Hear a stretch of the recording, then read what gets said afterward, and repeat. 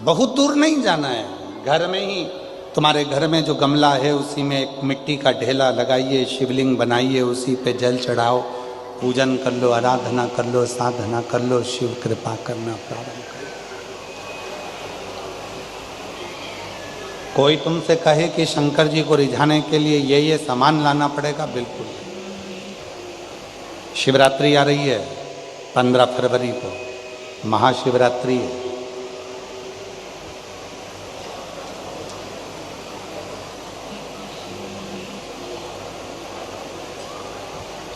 कितना भी विशाल रोग है शरीर में,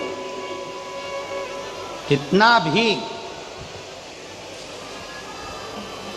भले डॉक्टर जवाब दे दिए कि ये रोग, और हमने फिर निवेदन करेंगे, डॉक्टर शिव का रूप है, हम डॉक्टर को शंकर कहते हैं।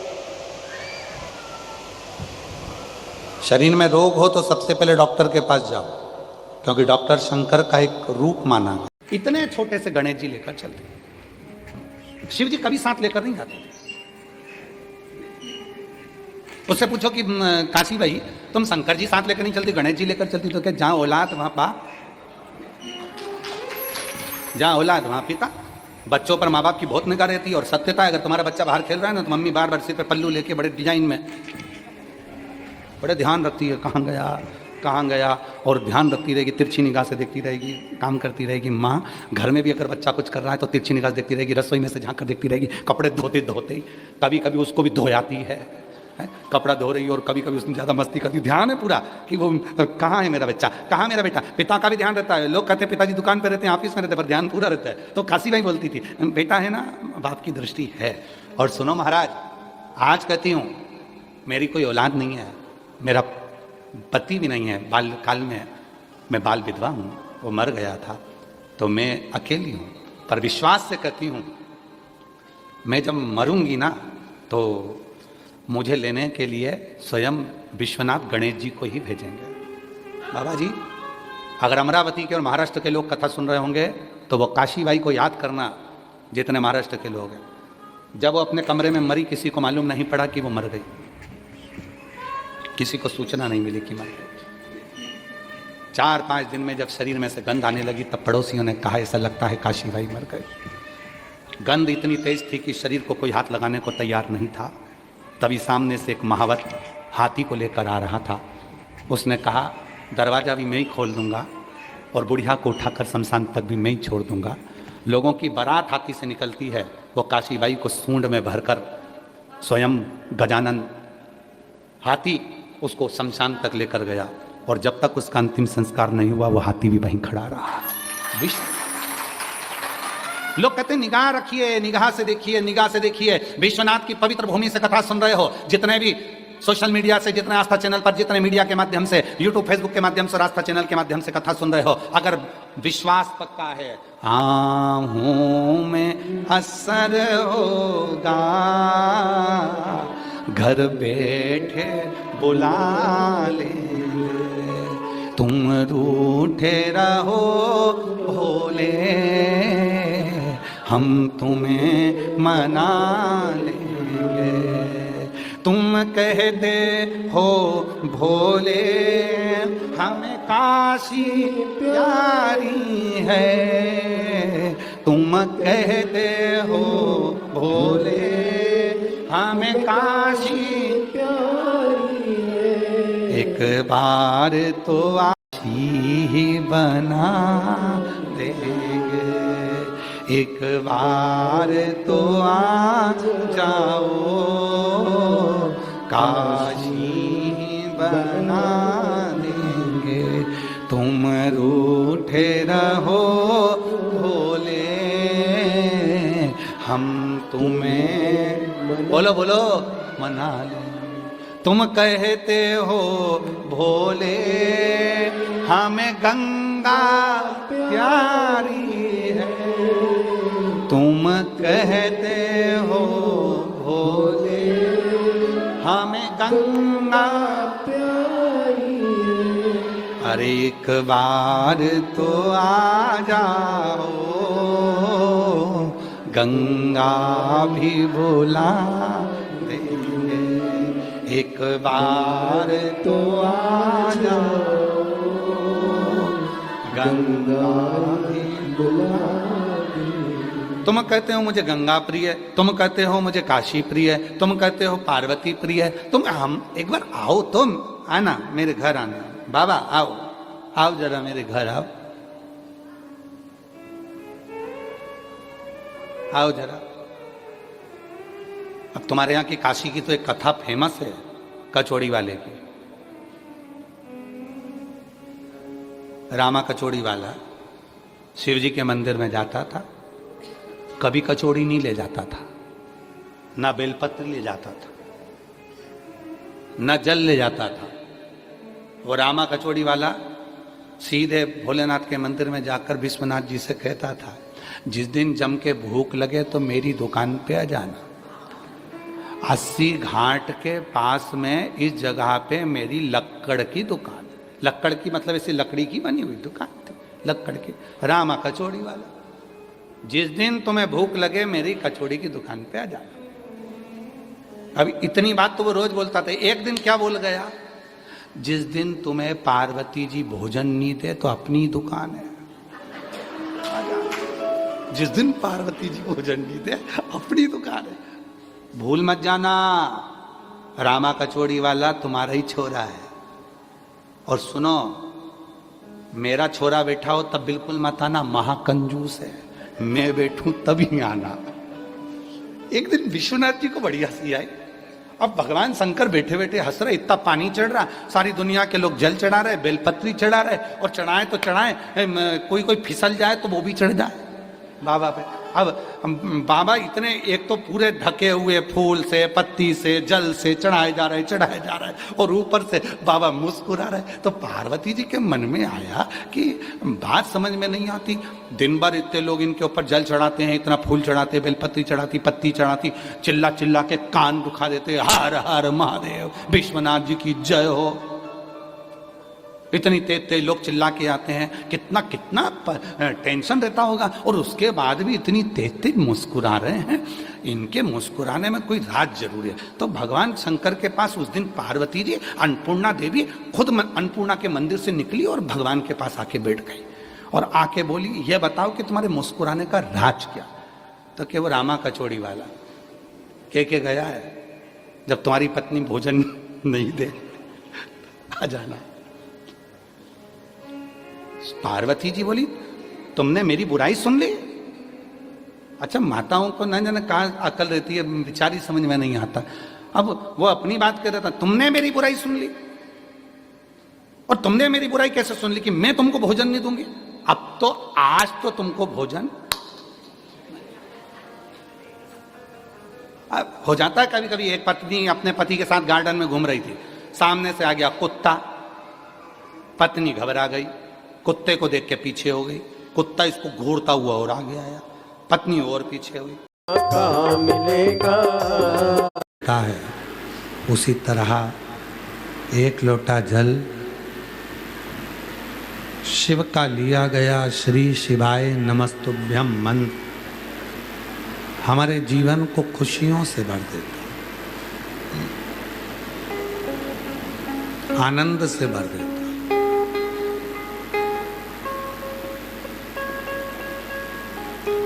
मनुष्य के जीवन में भगवान भोलेनाथ की कथा कहती है, मानव जीवन में संसार में अगर जन्म लिया है तो दुख तकलीफ कष्ट सब आएगा ही, पर यदि शिव की भक्ति है, भगवान शंकर का भजन अगर आपके जीवन में है, तो वो आया हुआ जो कष्ट है, तकलीफ है, वो दूर भी होता है। शिव क्या देते हैं, तो शिव चेहरे की प्रसन्नता देते हैं। शिव क्या देते हैं, तो शिव आपके जीवन में खुशियां देते हैं।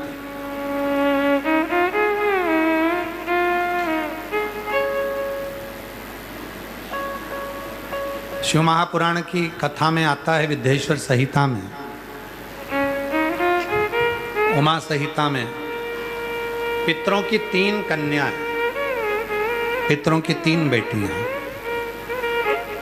मेना, धन्या और कला। ये पितृलोक को जा रही थी। सामने से सनत कुमार निकल कर आ रहे थे, सनकादि ऋषि।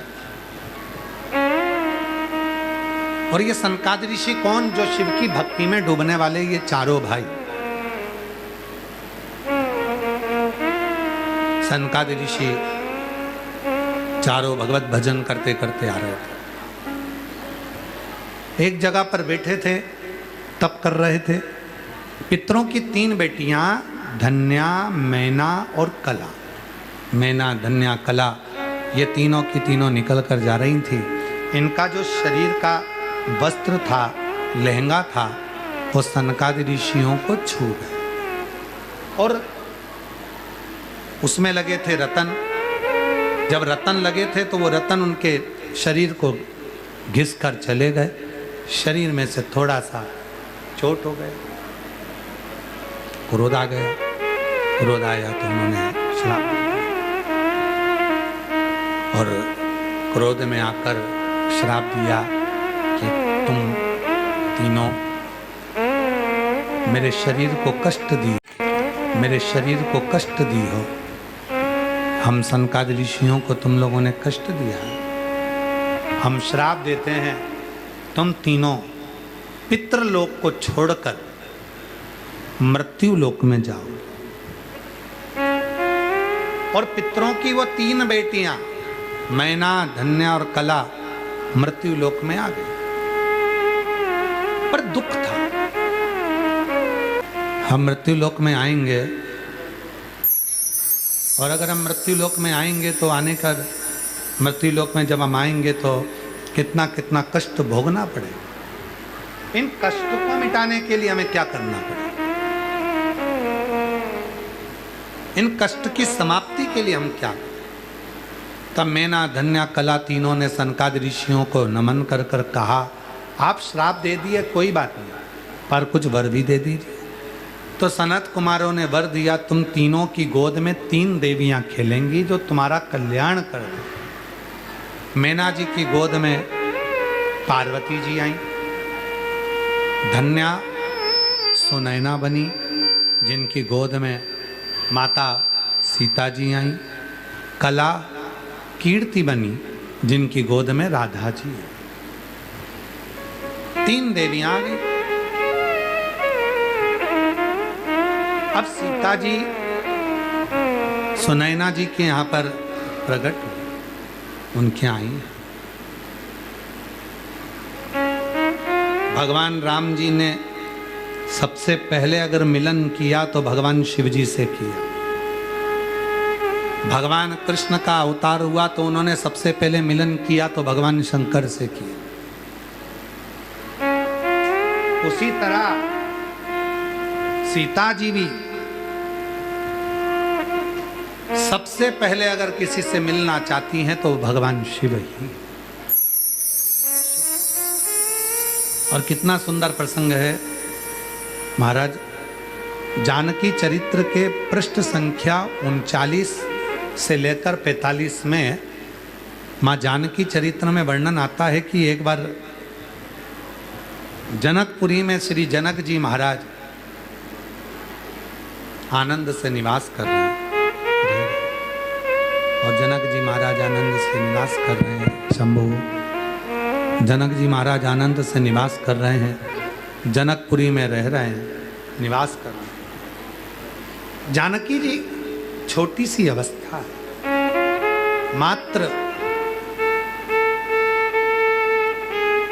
10 महीने की माँ जानकी जी पलने में झूल रही हैं, रो रही हैं। जनक जी शिव जी की पूजन के लिए गए। सुनैना जी शंकर भगवान की साधना में बैठी हैं और बच्ची रो रही है। तभी मेरे भोले बाबा, मेरे शंभू स्वयं एक सन्यासी का रूप लेकर जनकपुरी में प्रवेश कर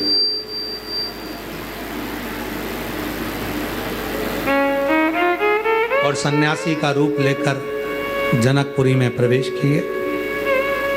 जनकपुरी में प्रवेश करते ही अलग जगाई, आवाज लगाई, आवाज, हर हर हर हर। लगता है वो कितनी सुंदर है, वो कितना सुंदर है, उसने कितना अच्छा कपड़ा पहन रखा है, उसने कितना अच्छा वस्त्र पहन रखा है, उसने कान के कुंडल कितने अच्छे पहन रखे हैं, उसने हाथ की चूड़ी कितनी अच्छी पहन रखी। ना ना ना ना, आप ये देखो कि आप जो पहने हो वो किसी से कम नहीं है। दुनिया की सारी हीरो हीरोइन तुम्हारे आगे फीके हैं। तुम जिस दिन सोचना चालू कर दोगे उस दिन तुम नंबर 1 पर पहुंच जाओ। आप अपने आप को तो छोटा समझ रहे हो। अरे मुझसे आगे वो है, मुझसे बड़ा वो है, मुझसे बड़ा वो है, लोग मुझे तो सुनते ही नहीं है, लोग मुझे तो देखते ही नहीं है, लोग मेरी तो बात मानते ही नहीं है, लोग मुझसे तो कोई बात करते ही नहीं है। जो करता है मेरी जेठानी से करते हैं, जो करते हैं मेरी सासू से करते हैं, जो करते हैं मेरी देवरानी से करते हैं। ना ना ना ना, आप अपने आप को छोटा समझ रहे हो, आप अपने आप को नीचा देख रहे हो, आप अपने आप को दुनिया की दृष्टि से आप अपने आप को छोटा समझ रहे हो। जिस दिन अपनी क्वालिटी अपन खुद बनाएंगे, तो अपनी क्वालिटी जब हम खुद बनाएंगे तो मार्केट में भी हम अच्छे ही नजर आएंगे। हम अपनी क्वालिटी बना ही नहीं पा,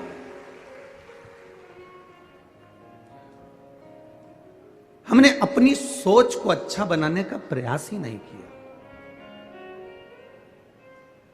जिस घर में रहते हैं दूसरे का घर देखते हैं, दिवाली पर जाकर पर्दे देखते हैं तो बड़ा अच्छा लगता है। तुम्हारे यहाँ के पर्दे बड़े सुंदर हैं, तो तेरे यहाँ के पर्दे बेकार हैं। जब भी बात करेंगे तो कहेंगे भाभी जी भैया जी तो इतने अच्छे हैं ना, तुमको चूड़ी भी दिला दी है, तुमको साड़ी भी दिला दी है, भैया जी इतने अच्छे हैं ना, तुम्हें तो हर कभी घुमाने रायपुर भी ले जाते हैं, तुम्हें तो फ्लाइट में भी बिठा दिए, भैया जी तो इतने अच्छे हैं। अपने पति में कमती दिख रही है, ये मुझे कभी घुमाने नहीं ले गए, बल्कि 4 लोगों में जाकर कहना था मेरे पति जैसा दुनिया में कोई नहीं होगा, जो मेरी बात के अनुकूल नहीं, मैं उनके अनुकूल चलती हूं। वो मेरे अनुकूल नहीं चलते, मैं उनके अनुकूल चलती हूं। एक बार सत्यभामा जी को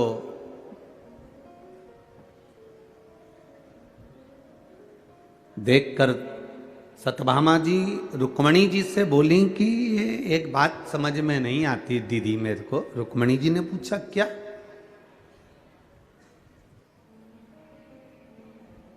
कौन सा पुण्य करा है इस द्रौपदी ने, जिसके 5 पति हैं? कौन सा पुण्य करा इस द्रौपदी ने जिसके 5 पति हैं और वह 5 पति भी इसके कहने में चल रहे हैं? आप देखिएगा जरा, वो पुण्य कौन सा है? दुनिया के लोगों का एक पति, सत्यभामा जी कह रहे हमारा ही भगवान कृष्ण को देख लो, रुक्मणी जी अपने पति को देख लो, अपन 16,108 रानियां, अपना एक पति वो भी अपने कहने पे नहीं चलता, और वो द्रौपदी के 5 पति और 5 उसके कहने पर चलते हैं। आखिर ऐसा द्रौपदी में कौन सा गुण भरा हुआ है? द्रौपदी के 5 पति, द्रौपदी कह दे कि तुम ये इसका शीश काट दो, वो शीश काट दे, इसके मस्तक की मणि निकाल लो, वो मणि निकाल ला, इसके प्राण हर लो, वो प्राण हर लो। हमारा पति एक कृष्ण, तो भी हमारे कहने पर नहीं, और हम 16,108 रानियां, और हमारा पति कहने में नहीं चलता। और ये द्रौपदी के 5 पति होने के बाद भी द्रौपदी के कहने पर चलते हैं। आखिर द्रौपदी के ऐसा क्या पुण्य करा था? द्रौपदी के पास में ऐसा क्या है? द्रौपदी के पास में ऐसा क्या बूटी है, कौन सी जड़ी है, कौन सी ऐसी भभूति है जो द्रौपदी फेंक देती है और 5 पति उसका कहना मानते हैं? ऐसी कई माताएं जो ना जाने कितनी कितनी जगह पर जाकर कहती होंगी हमारा पति हमारी सुनता नहीं है, गुरु जी कोई ऐसा उपाय बता दो ना कि हमारा पति सुन ले। अब गुरु जी की लुगाई से पूछ लो उनका सुनता है क्या? पहले जो तुम गुरु जी के पास गई हो ना पूछने के लिए कि हमारा पति हमारी नहीं सुनता, तो गुरु जी की लुगाई से भी पूछो ये तुम्हारा सुनता है कि ना सुनता है? तुम्हें देता है। अब जरा विचार तो करो आप, कहाँ भभूति के चक्कर में पड़े हो, कहाँ दिखावे के चक्कर में पड़े हो, किस दिखावे की तुम बात करते हो? कोई तन दुखी, कोई मन दुखी, कोई धन बिन रहत उदास, तुलसी या संसार में सुखी राम का दास। इस संसार में सब दुखी हैं, केवल सुख तो एक कोई है जो भगवान की भक्ति में लगा हुआ है, भजन में रमा हुआ है, वो दुनिया का सबसे सुखी और सेठ व्यक्ति है। बाकी के सब का हम वर्णन क्या करें कि वो आप भी जानते हो कि सुख कहाँ। छोड़ बहू का, द्रौपदी के चीर को हाथ मत लगा ले। मैंने बानर नहीं, बानर कौन था? हनुमान। हनुमान कौन था? शंकर। शंकर का एक स्वरूप।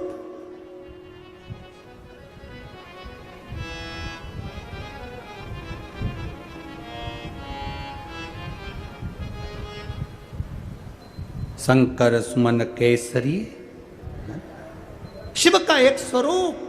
सपने में आकर कह गया मैं लंका में आग लगा दूंगा। अब स्वयं त्रिजटा कर रही है, मेरे बाबा ने मुझे सपना दिया और सपने में बानर नहीं शिव आए हैं, आएंगे, पहुंचेंगे। सीता जी को कह दिया, समय आया, सीता जी की खूब आदर करी त्रिजटा ने। सब समय निकल गया, सारा समय निकल गया, राम जी को सीता भी मिल गई। सीता जब अग्नि परीक्षा देकर जाने लगी, त्रिजटा माँ सामने खड़ी थी। आनंद रामायण कहती है त्रिजटा सामने खड़ी थी और जानकी जी के सम्मुख में जानकी माँ अपनी माँ से मिलने त्रिजटा से आई। त्रिजटा ने कहा बेटी अब जा रही हो, तुम यहाँ से जाओ और अयोध्या का राज्य पाओ, मेरी आनंदमय भाव तुम्हारे साथ में है। त्रिजटा की आंख से आंसू बह रहे थे, आंख से आंसू।